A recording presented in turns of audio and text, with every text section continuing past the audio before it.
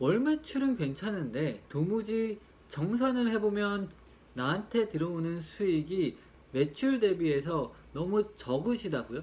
그러면 오늘 영상 꼭 봐주세요. 안녕하세요. 쌀국수 파는 김 사장입니다. 3월 중순이 이제 됐죠.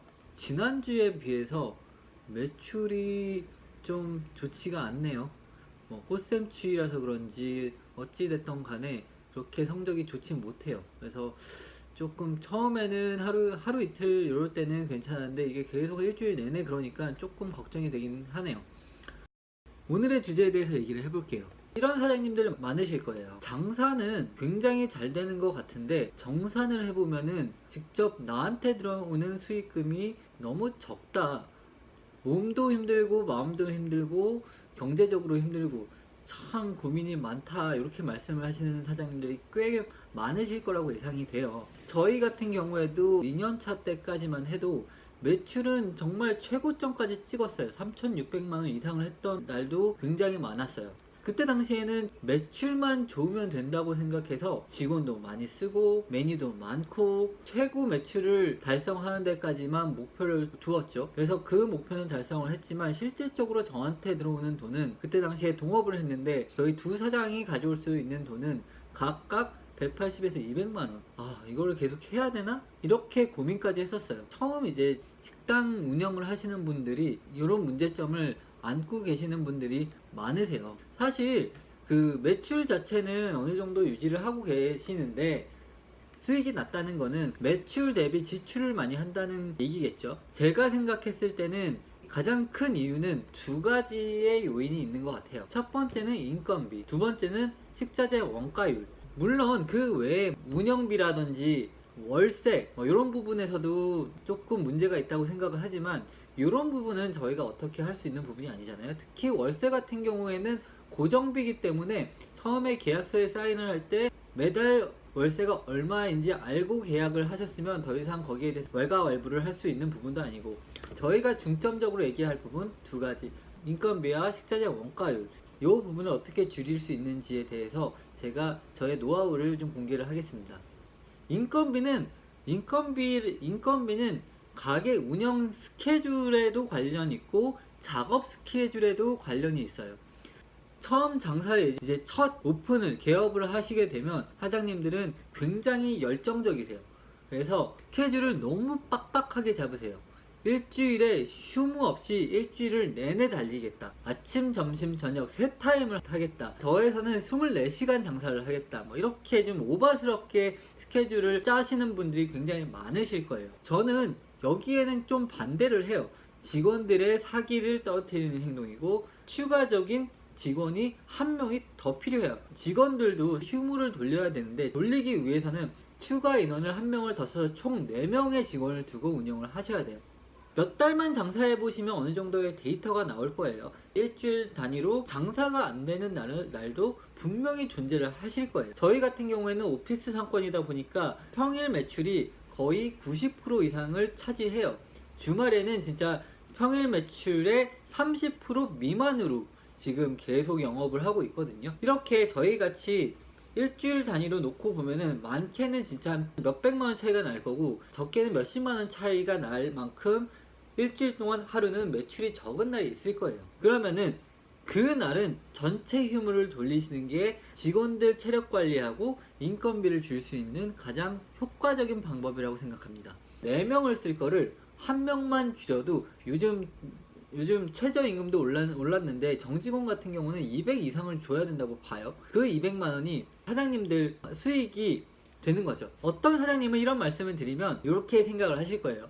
아니 그거 토요일 날 쭉 열어갖고 한 4주 하면은 그 정도 돈 나오겠는데 왜 그런 얘기를 하시냐, 이렇게 말씀을 하시는 분들도 계실 건데 따져봅시다. 저희 같은 경우에는 30만원, 토요일 날 매출이 30-40만원이 돼요. 최대로 잡아서 40만원, 160만원이 나오잖아요.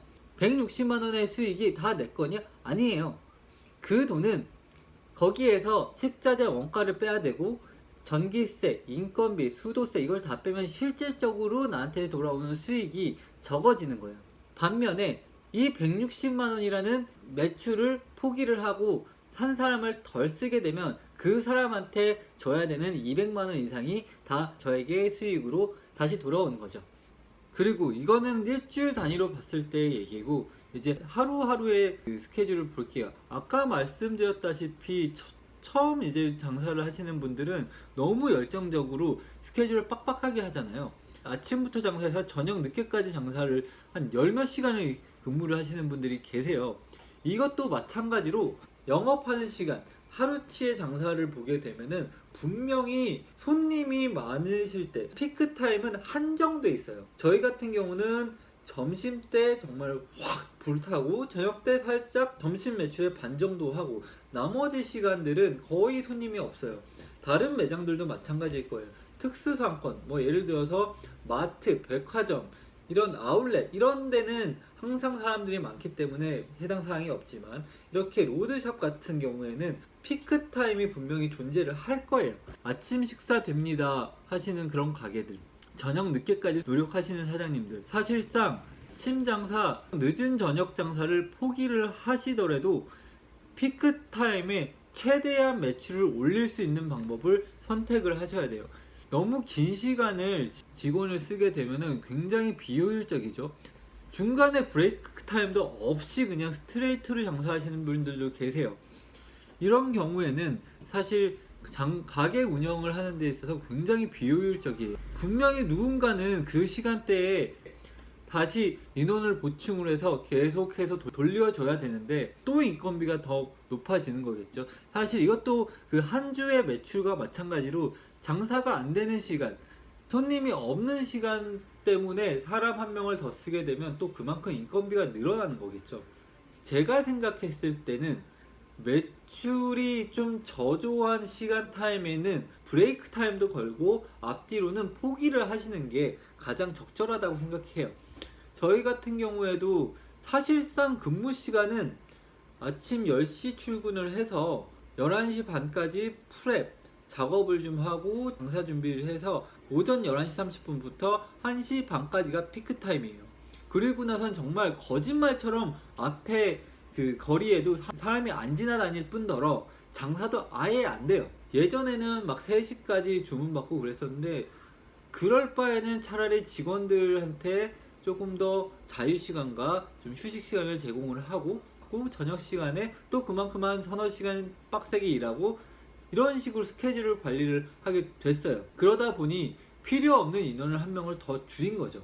필요 없는 인원 한 명의 월급이 순수하게 저한테 남는 거예요. 그리고 또 스케줄 관리, 매일 프랩하는 시간까지 시간을 정해놓고 식자재 준비를 하는 것도 인건비를 줄이는데 방법이에요. 사장님들도 마찬가지로 작업 과정을 같이 하셔야 돼요. 직원한테만 맡겨서는 직원이 금방 지칠 거고, 이것 때문에 사람을 더 쓰는 그건 말도 안 되는 일이고, 사장님도 같이 해서 최대한 빈 시간 동안, 저희 같은 경우는 아침 오픈 준비를 할 때 작업을 해놓고, 또 점심 브레이크 2시 반 전에 약간 손님 뜸할 때 그때 작업을 다 마무리를 해놔요.